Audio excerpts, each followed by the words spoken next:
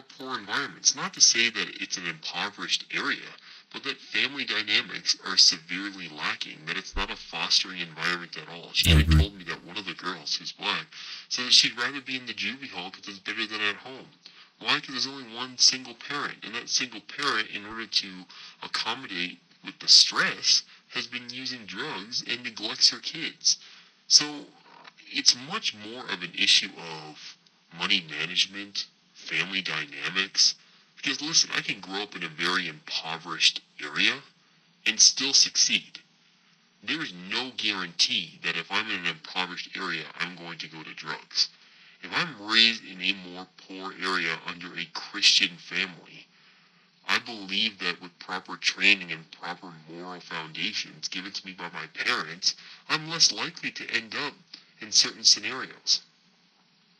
So instead of reparations, I would suggest that we invest more heavily into ways of equipping parents, free educational tools and free support system for impoverished areas to help train parents how to be fiscally responsible, and then on top of that, help to train families how to properly educate kids in mentorship programs. That would be much more successful than reparations.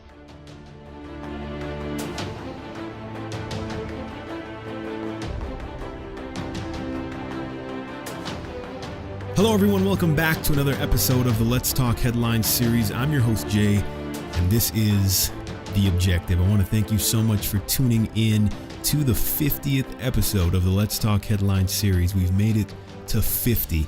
And before we even move forward, I do want to, give a special thanks and shout out to two gentlemen in particular, Pat Greer and John Saltzman. You guys have been extremely welcoming to me, and I just really want to thank you for the platform.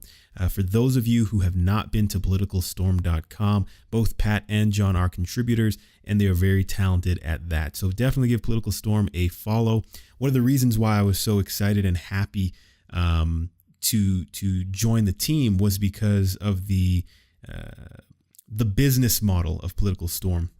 It's one that promotes an equal platform for all voices. And I think that's so important, especially in this time that we currently live in. Okay, so before we get into the show, there's a quote that I want to share with you. I'm just going to pull it up here. Bear with me. The quote is from Mr. Justice David Watt, and he's speaking on the articulation of evidence and the presentation of the case to the courts. Very interesting. Just listen to this. The trial of the accused is merely a sideshow. The trial of the investigation is the main event. Again, the trial of the accused is merely a sideshow. The trial of the investigation is the main event. I think that's so interesting because it sounds backwards. If you're going to court, think of law enforcement. You've arrested someone for a criminal act. You go to court, you have your investigation. It's important to know that you as the accuser, not in all cases, but in most cases, you as the accuser, the onus is on you to prove why this person is guilty. Therefore, what the justice is saying here is that the trial against the accused it's not the main event. That's not the reason why you're there. The reason why you're in court and the scrutiny, the most scrutiny is placed upon the shoulders of the investigators and their investigation. And I think that's interesting.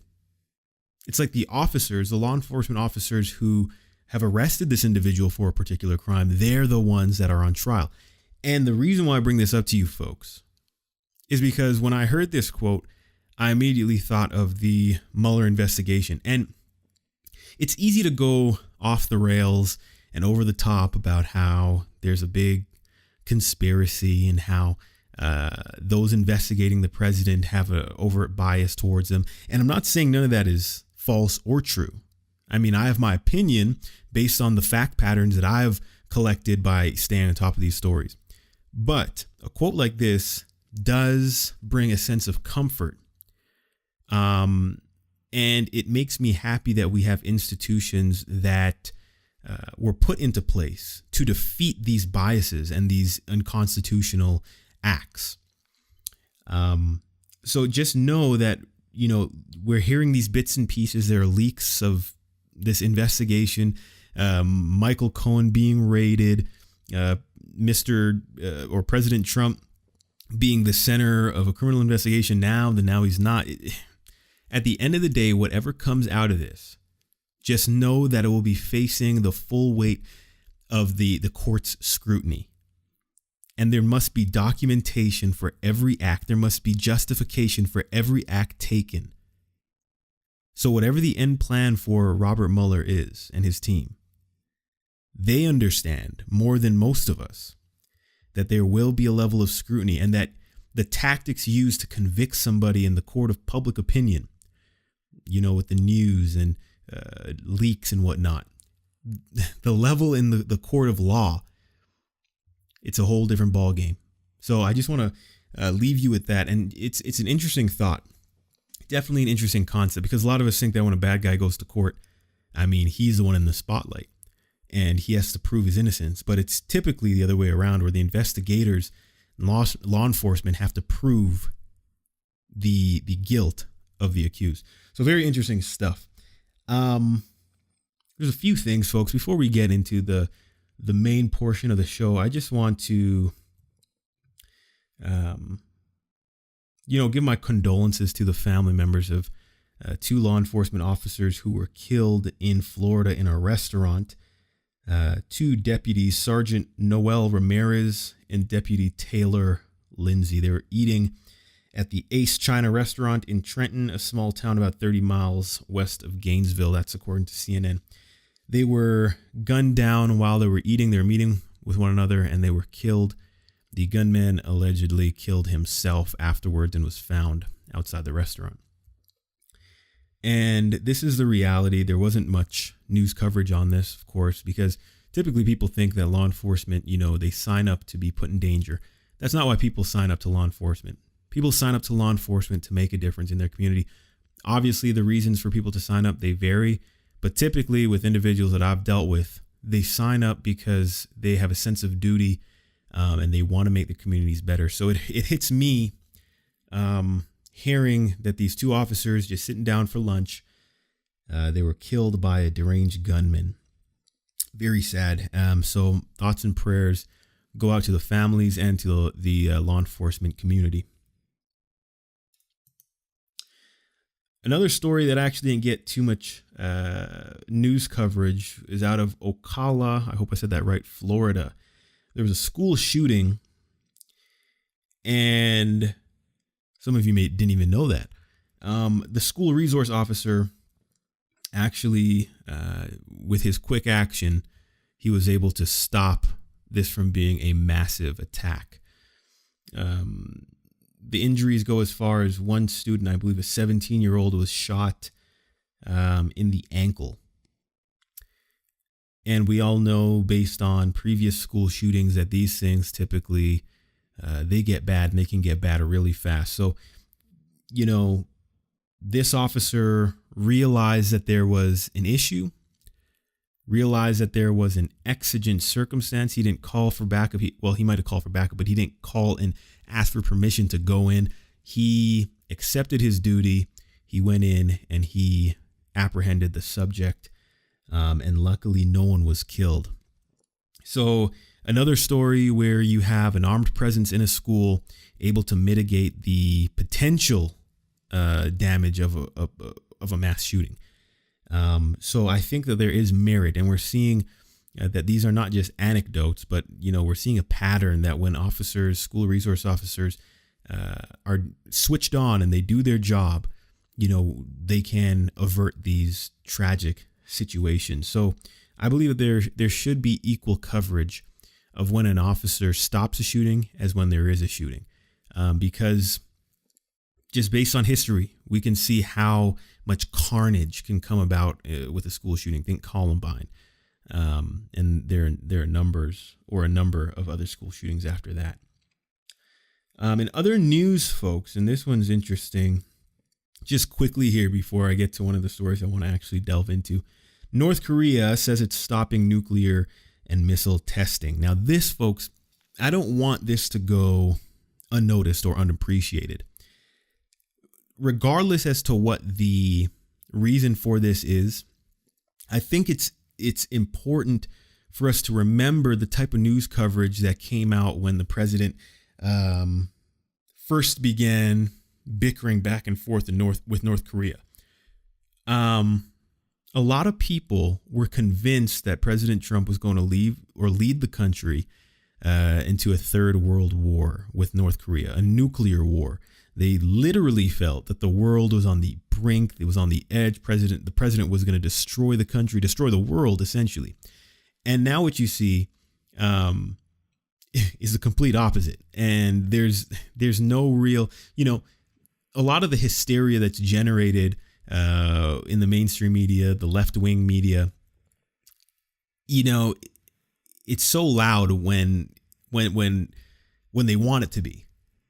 But when something like this happens, when North Korea said it's stopping nuclear missile testing, you don't see that same volume. It's actually quite quiet. So, I just want to, if you haven't heard about this news, definitely check it out. But I think it's important to be honest with your coverage. For example, when there's a school shooting, sensationalized. When there's a police shooting involving a police officer and an African-American male, sensationalized. Whereas in the country, there are shootings all over the place. Police officers getting shot, white people getting shot, black people getting shot, Asians, Hispanic. You know what I'm saying? So we want to be objective and fair in coverage, because it's too obvious when you don't cover school shootings stopped by an armed presence. When you don't cover police officers getting killed, it becomes obvious that there's some sort of spin and agenda that you're trying to convey. So very interesting. Now, folks, you know what? Before we get to the main story, I'm going to cut away to a break here. Stick around. I'll be right back with you after these messages. Democrats have been very critical of James Comey, and many of us did call for his resignation. Well, I was appalled by what Director Comey did. Comey acted in an outrageous way. He made a mistake. Maybe he's not in the right job. Howard Dean, former Democratic candidate for president, says, quote, he may have destroyed the credibility of the FBI forever. This was a very serious error in judgment. The president ought to fire Comey immediately, and he ought to initiate an investigation. What he did was unprecedented and outrageous, damaged the institution of law enforcement in this country. The lowest moment in the history of the FBI. I found it hard to believe that Comey, who I thought had some degree of integrity, would do this. All I can tell you is the FBI director has no credibility. That's it.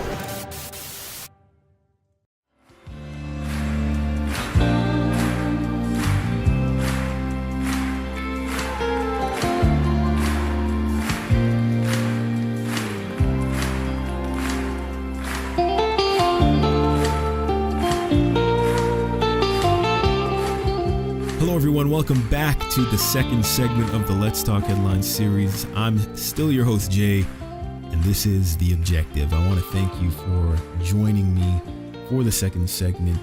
This next story I want to get into is one that went viral, and once I say this word, you will know where I'm going. Starbucks.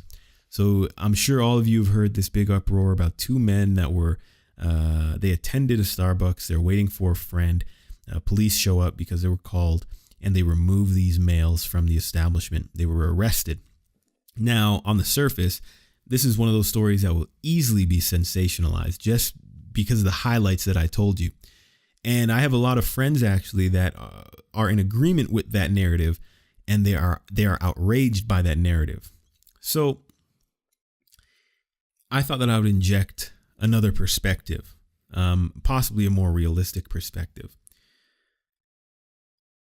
These males, they entered the Starbucks and they asked to use the bathroom. Now, Starbucks, the manager that was there, they stated only paying customers can use the bathroom. and they were actually offered a beverage, water, and they declined. Now, what I believe, and this is off of something that could have plausibly happened. This is absolutely realistic.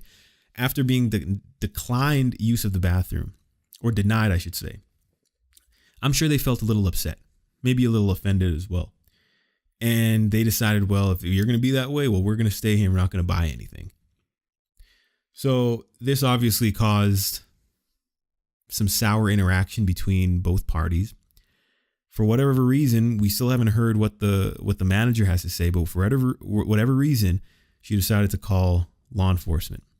Now, it's important to know that, first I'll say this. It's not unreasonable for a establishment to have the rule where paying customers can only use the bathroom. Maintenance is one thing. Another thing is that it's completely within the realm of reason for individuals to enter bathrooms and to use drugs such as meth, heroin, hard street drugs while in the bathroom. And in some cases, it has happened. They've overdosed and died. This is a liability issue. This is a public safety issue.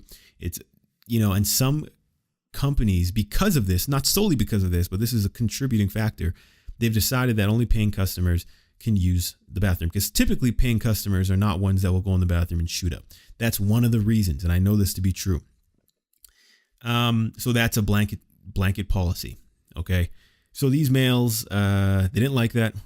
I'm sure words were exchanged. Manager called the police.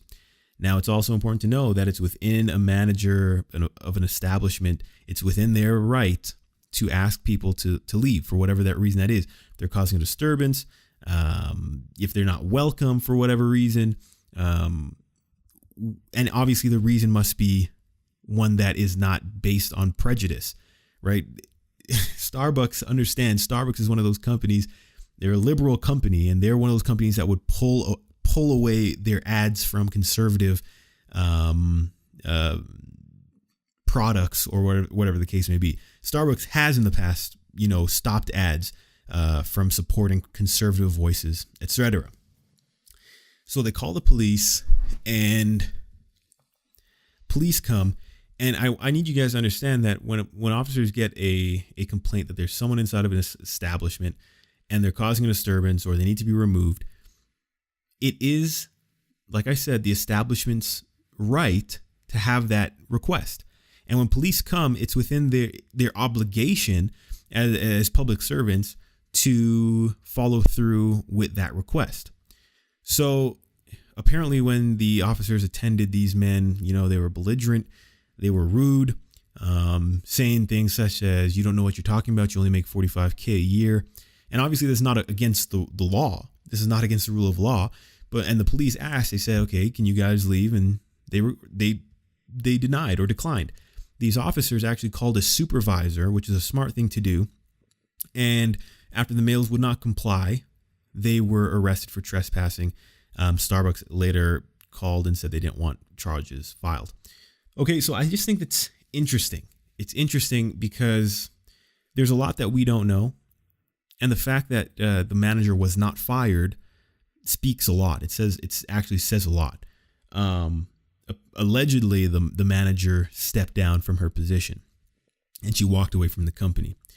So, I don't think it does justice to the black community when you cry wolf all the time. And with every police shooting, you say that it's racism or this and that.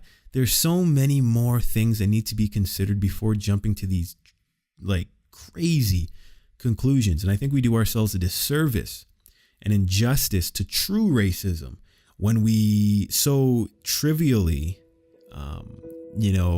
categorize these sensationalized news stories as racism. Now, let it not be mistaken. If there is racism that happened, and if there's racism that was experienced that day in Starbucks, then let justice be done. But I think it's very important that we objectively look at these situations and realistically look at them, use critical thinking instead of just opting out for the race card. It does nobody any good. So with that, folks, I think we're going to call that a show, folks. Thank you so much for tuning in to the 50th episode. I hope you stay with me for 50 more. But just make sure that you make it your goal to be objective. Have a good night.